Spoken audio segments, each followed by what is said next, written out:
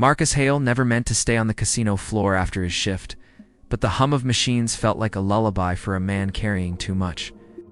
He'd just finished a long evening behind the bar, mixing neon-colored drinks for tourists and watching their winnings disappear in flashes of light. His mother's medical bills loomed in his mind like a dark skyline, and the rent was a week late. A few small bills clung to his wallet. He wandered past the flashing rows of slot machines toward a shadowed corner where the carpet smelled faintly of stale beer. An older machine stood there, its chrome dulled and edges nicked from years of hopeful hands. A faded sticker on the side bore the name of a former technician, E. Martel, someone Marcus vaguely remembered from staff gossip, an employee who died on site last year after a sudden heart attack. No one had bothered to remove the sticker. The seat felt cold as he settled in.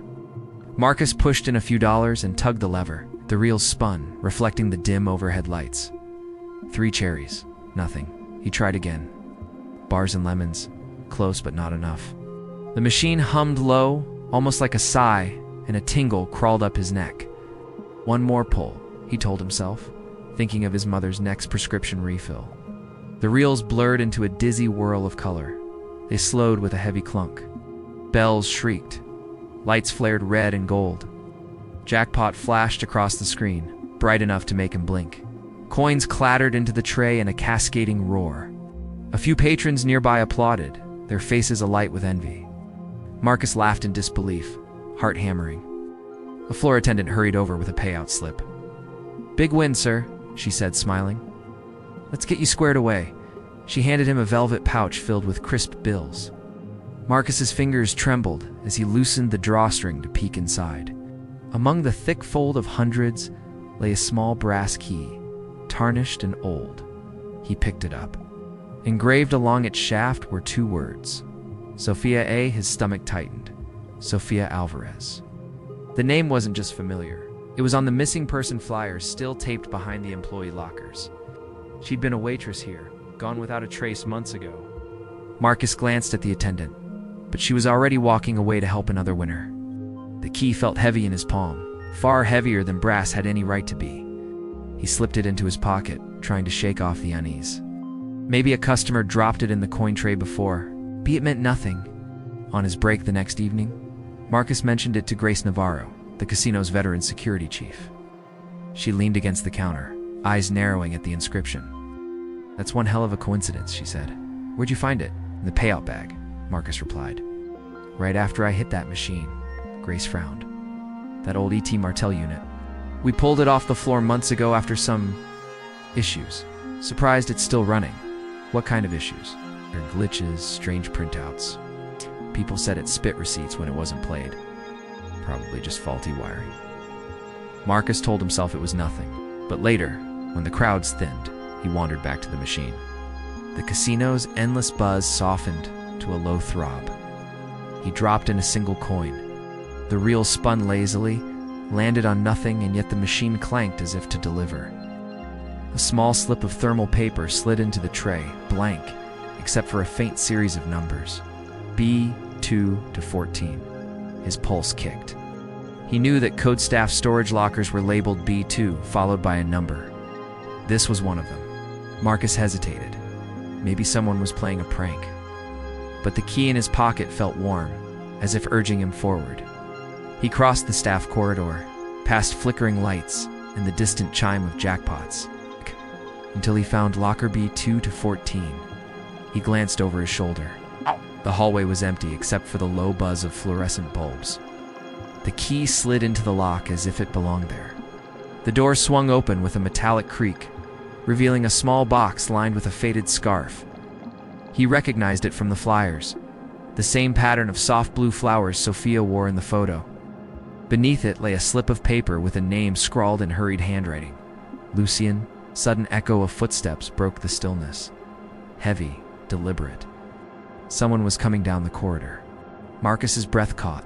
He pocketed the paper and the scarf just as the light overhead flickered, plunging the hall into brief darkness. The steps grew louder. He turned, heart racing. Unsure if he was about to meet a curious coworker or whoever Sophia might have feared before she vanished. Marcus flattened himself against the cold cinder block wall as the footsteps drew closer. The corridor smelled of dust and old carpet glue, a stale contrast to the perfume of the casino floor. He held his breath and clutched the scarf in his pocket. A tall figure appeared at the end of the hall. Grace Navarro. Her dark eyes swept the corridor before landing on him. "Marcus?" she asked, her voice low but sharp. "What are you doing back here?" He forced a shaky laugh. "Thought I heard something. Just checking it out." Grace's gaze fell to the slightly open locker behind him. "That's B214. Her brow tightened. "Why is it open?" Marcus hesitated, then pulled the scarf from his pocket. "I found this in the locker." And there was a note with the name Lucien. Grace's face paled. "Lucien." She stepped closer, voice dropping to a whisper. "That's the guy who handled late-night cash runs. He vanished the same week Sophia did. No leads, no footage, nothing." Marcus's skin prickled. "The slot machine gave me a key to this locker." Grace studied him for a long moment, weighing the madness of the story. Then she said, "Show me." They returned to the gaming floor. The machine waited in its shadowed corner, chromed dull under the bright lights around it. Grace examined it carefully. This unit was decommissioned. Maintenance pulled the plug. Yet the machine hummed faintly, a low electrical throb. Marcus fed a coin into the slot. Instantly the reel spun, flashing cherries and bars. They stopped on 3 skull icons he'd never seen before. Slip of paper ejected, the same thin thermal stock as before. Grace grabbed it. Another code. B309. They moved quickly, weaving through the staff corridors to the basement storage area. Locker B309 creaked open to reveal a small canvas bag. Inside lay a stack of old receipts bound with a rubber band. Grace flipped through them, frowning. Each one carried Lucien's name and dates, matching the nights of high-stakes payout. Nights when casino audits had flagged discrepancies. "It's a money laundering trail," Grace muttered. He was moving cash off the floor. A sudden metallic clang echoed down the corridor, followed by a rush of icy air that smelled faintly of cigarette smoke. The fluorescent lights flickered. Marcus felt a presence, heavy and unseen, like someone leaning close enough to whisper. From the darkness came the faint jingle of coins, slow and deliberate. Grace's hand dropped to the small flashlight on her belt. "We're not alone." They turned a corner and found themselves facing a man they didn't know. Mid-40s suit slightly rumpled, eyes flat as stone. He held a security badge Marcus had never seen before. "You shouldn't be here," the man said calmly. "Those lockers are off limits." Grace stiffened. "And you are?" "Maintenance," he replied too quickly. Marcus stepped forward. "You know Lucien?" The man's jaw tightened. "Lucien's gone. Forget him." Before Grace could react, the machine's jackpot alarm shrieked across the floor, loud enough to rattle the walls. The stranger flinched. Grace seized the moment, pulling Marcus back toward the main hall. They sprinted past the ringing machine, which spat coins and slips of paper in a manic spray. One slip fluttered to Marcus's feet. He snatched it as they ran, printed in bold letters, "Security room." Now, they burst into the security office, slammed the door and locked it. Banks of monitors glowed, showing every corner of the casino. Grace scanned the feeds, her breath quick and uneven. "There," Marcus said, pointing to a monitor. The stranger stood before the slot machine, eyes darting as coins continued to pour. On the screen, a shadow seemed to rise behind him, tall and flickering, like a man made of static. The stranger stiffened, as if frozen. The lights around him dimmed, and when the cameras flickered back, he was gone. Only the machine remained, coins spilling silently onto the carpet. Grace exhaled a shaky breath. What the hell was that? Marcus stared at the screen, heart hammering. "It Martel," he whispered. "The technician who died. Maybe he saw everything. Maybe he's still here, making sure the truth comes out." Grace studied the monitors, then the slips of paper in her hand. "These are evidence. Real evidence. We need to call the police before this all vanishes, like that guy did." As they gathered the key, scarf, and receipts, the machine's lights dimmed to black. The humming ceased. The casino noise returned to its usual clamor, as if nothing had happened. Hours later, police scoured the lockers, recovering hidden cash, falsified logs, and the missing employees' belongings. Investigators would later confirm that Lucien had been laundering millions, aided by a handful of staff. The mysterious stranger fit the description of a suspected accomplice, one who had disappeared after Lucien's death. Marcus never played the slots again. But Sometimes when he closed his eyes, he heard the faint chime of coins and felt the cool weight of the brass key in his palm, a reminder that some jackpots demand a price far beyond money. Ethan Cole had worked the night shift at the Halcyon Grand for 3 years, long enough to know every creak in the marble lobby and the smell of stale cigar smoke that clung to the velvet ropes. A quiet routine of polishing brass rails and checking hidden valves, while tourists stumbled back to their rooms. He liked the solitude. But the night the new chandelier arrived, the silence felt different, stretched thin, as if the air itself was holding its breath. The chandelier came in a crate the size of a small car, guarded by 2 men in matching suits who barely spoke.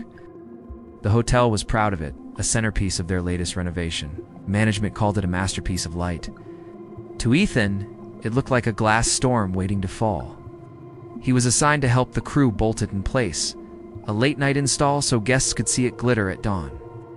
The lead installer, a wiry Italian named Marco Rinaldi, worked with a precise, almost reverent focus. He barely acknowledged Ethan, except to ask for a wrench or a level. But Ethan noticed something odd. Marco kept glancing at the floor, studying the marble as if measuring angles only he could see. Once, when he caught Ethan's eye, he gave a quick, nervous smile and said, "Light remembers everything," before turning back to his tools. By 3 a.m, the chandelier hung 30 feet above the lobby, a galaxy of crystal and steel. When they powered it on, refracted beams burst across the walls and polished stone. Guests who had wandered in early for a peek gasped. For a moment, Ethan admired the way light danced across the ceiling until he saw the shadows. They weren't normal reflections. Along the white marble floor, dark shapes stretched into silhouettes, almost human in form. 4 of them, long-limbed, their heads bowed. And each one raised an arm, fingers angled towards specific spots on the floor service grates.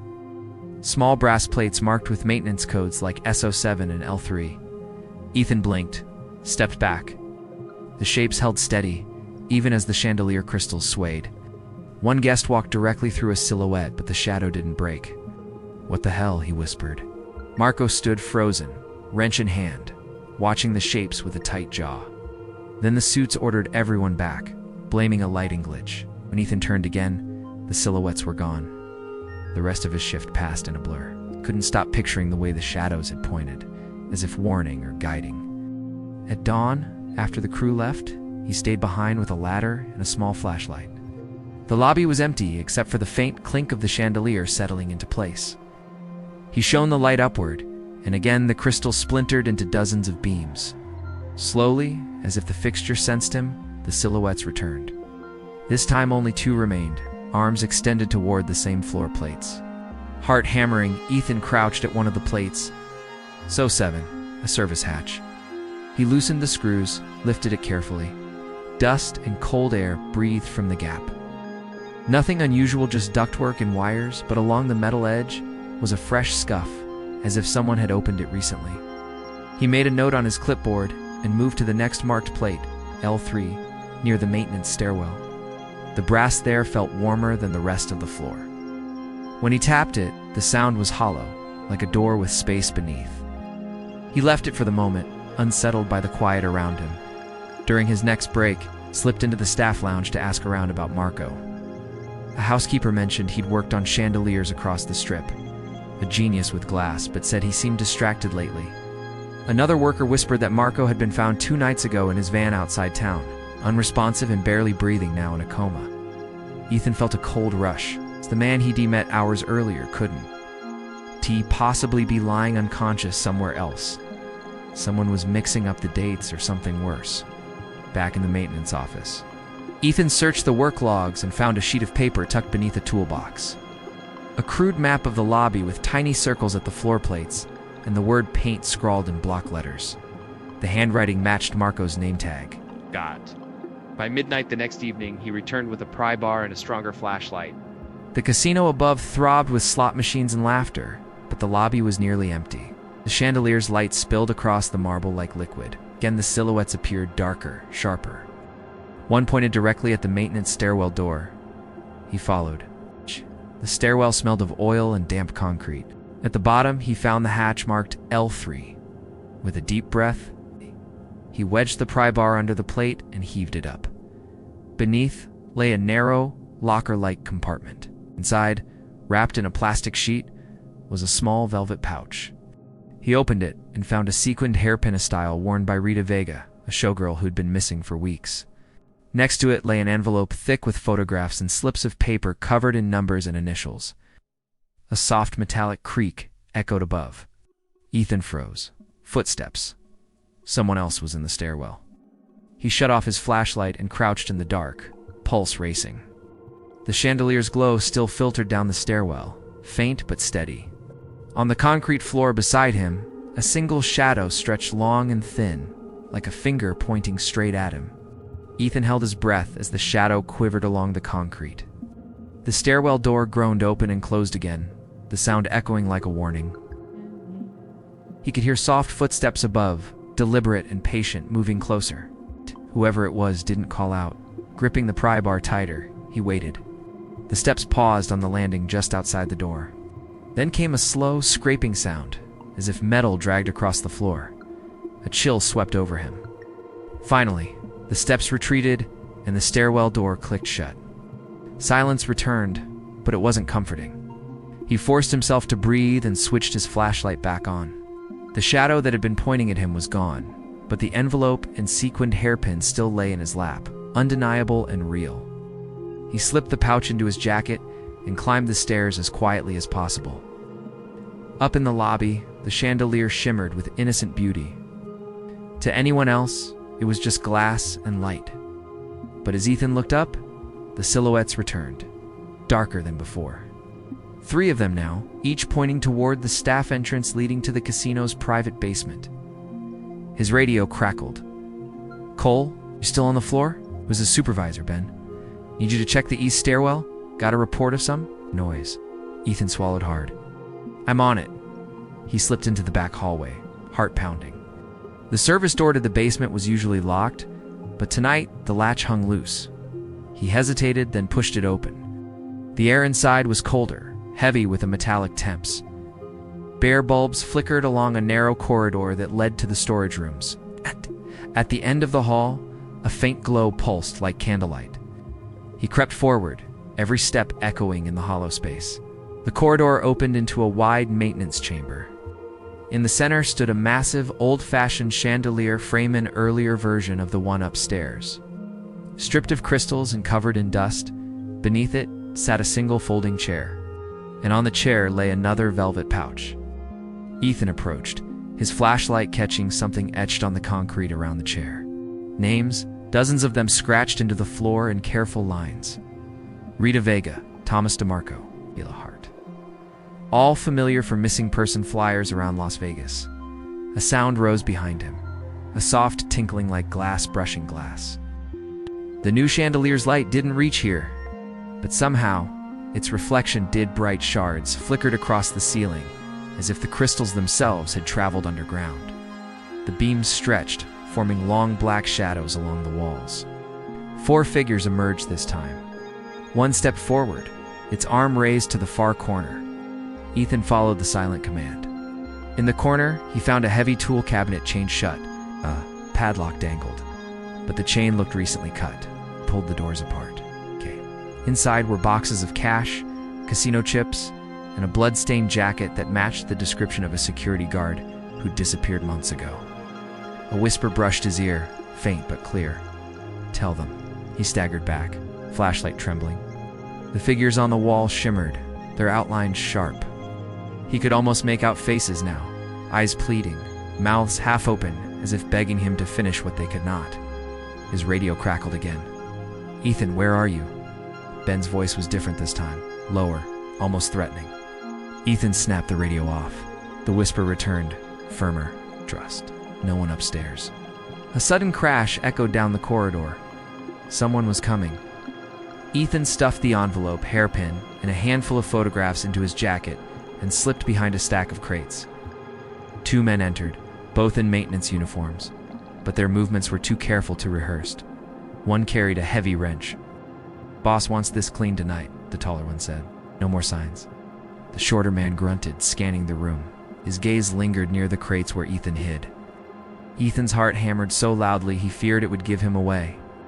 But a sudden burst of light flared from the chandelier above, a blinding flash that sent both men stumbling back. "What the?" the taller man barked, shielding his eyes.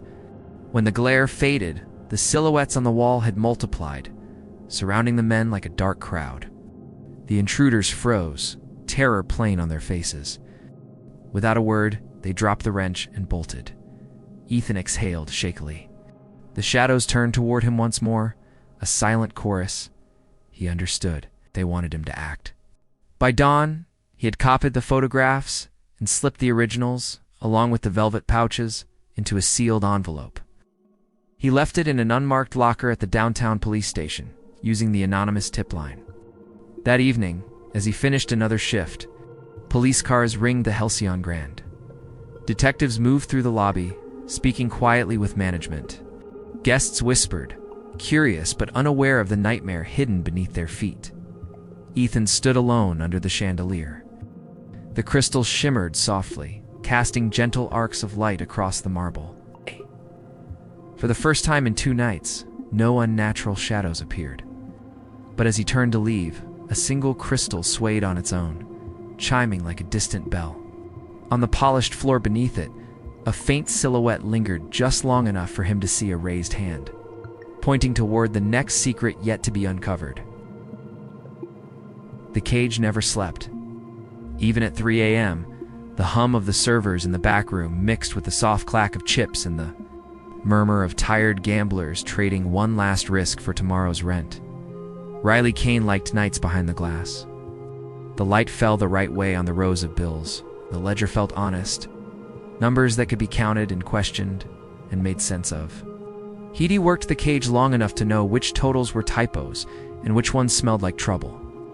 It started as a tiny irregularity, the kind of thing that makes a man keep a closer eye. Riley was entering a string of comps when the screen spat out a ticket for a wager.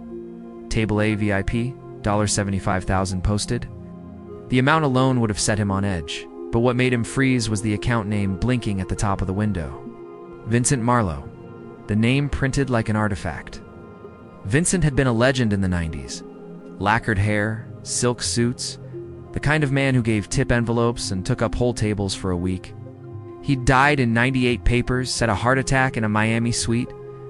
The name showed up in faded magazine clippings that some of the older dealers kept in a drawer like relics.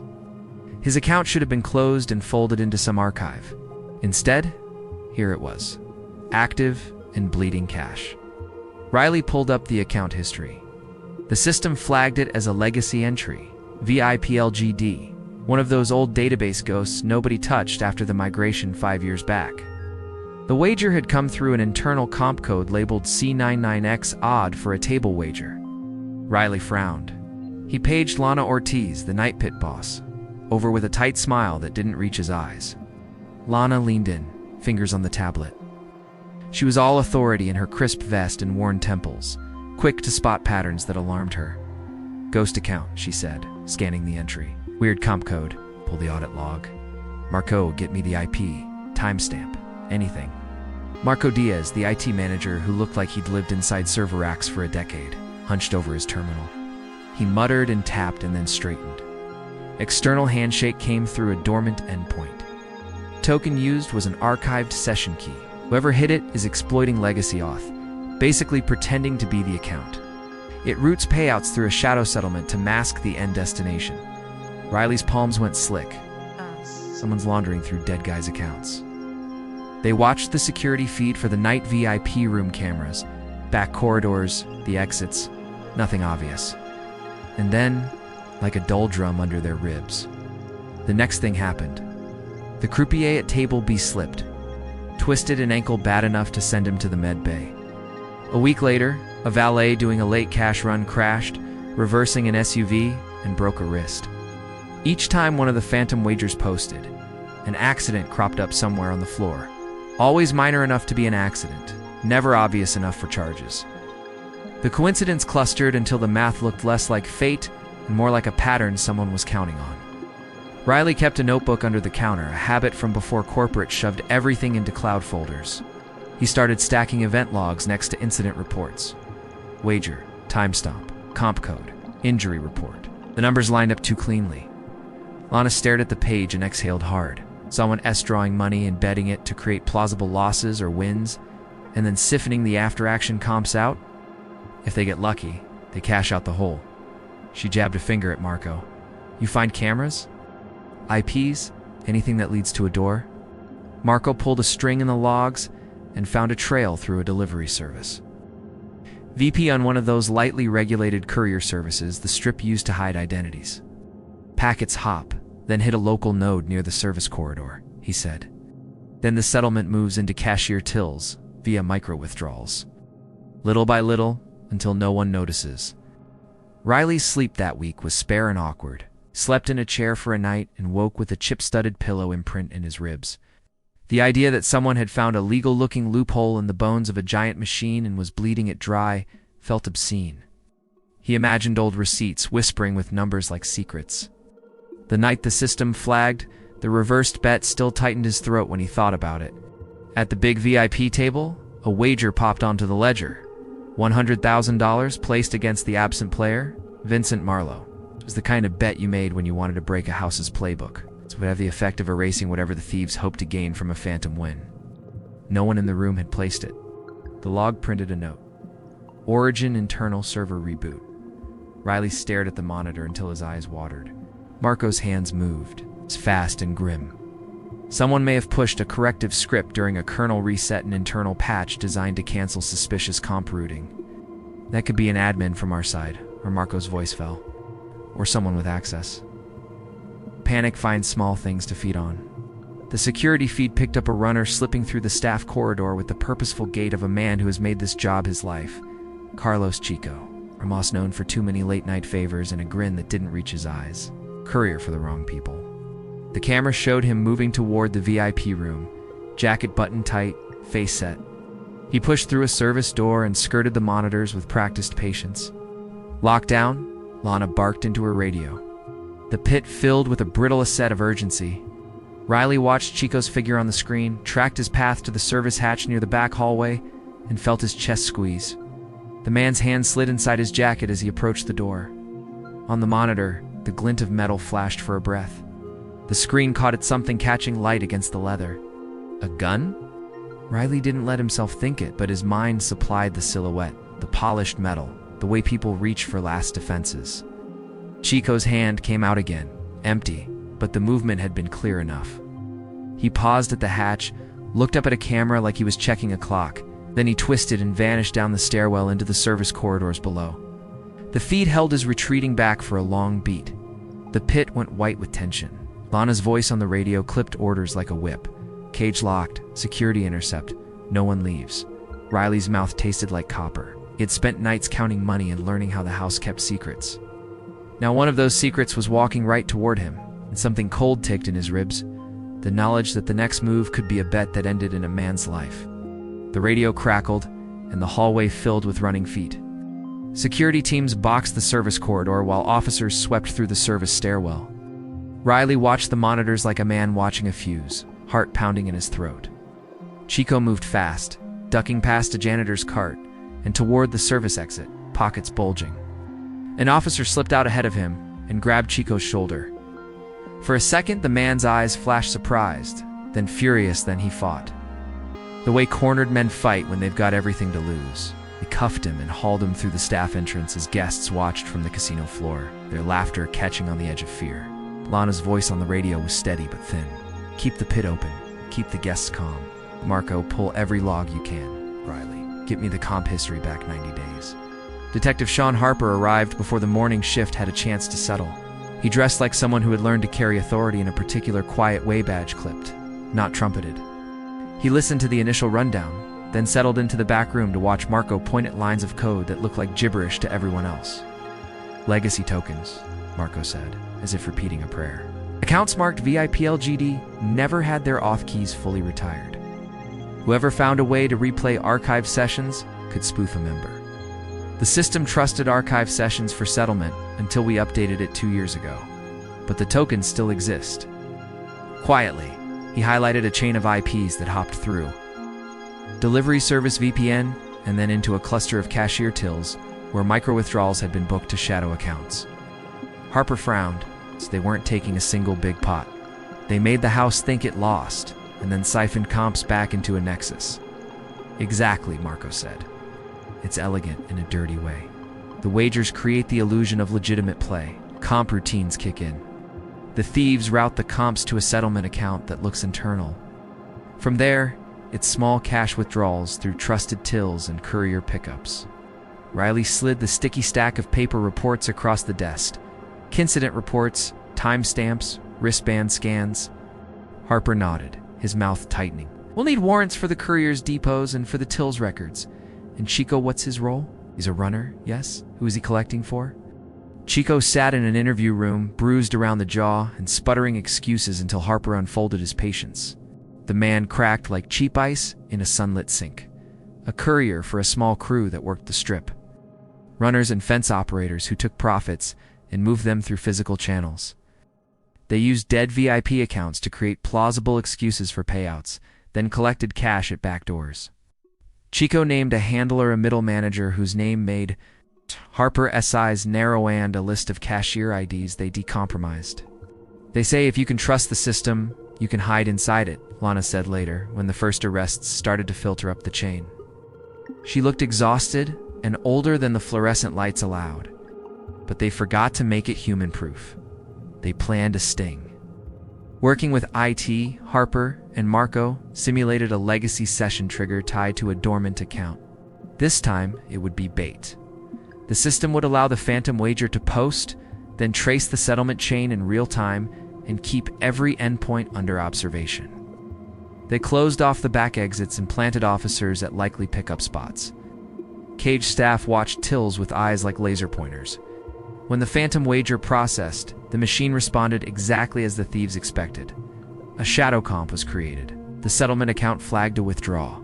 A courier called in anonymously at first, then with the blunt confidence of someone who thought the operation was secure. He asked for pickup at a locked service locker near the loading bay. Officers in plain clothes sat silent in the shadow, while a second team locked the exits.